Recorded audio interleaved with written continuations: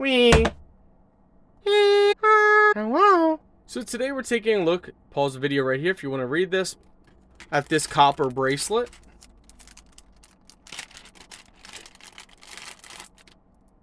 Oh, it looks nice.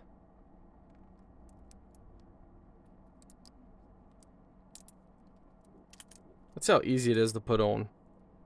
Alright, so once you have it on, oh wow, you just pull either side.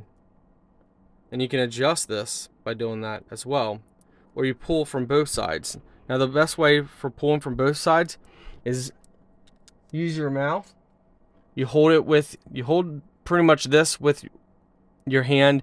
Use your mouth and pull this. That's the easiest way I've found for putting these bracelets on.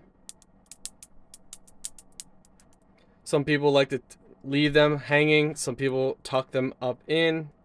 You know, you can do either or. You can wrap them around so they don't fall around. It's up to you guys. But very nice. And to take it off is really simple. You just pull.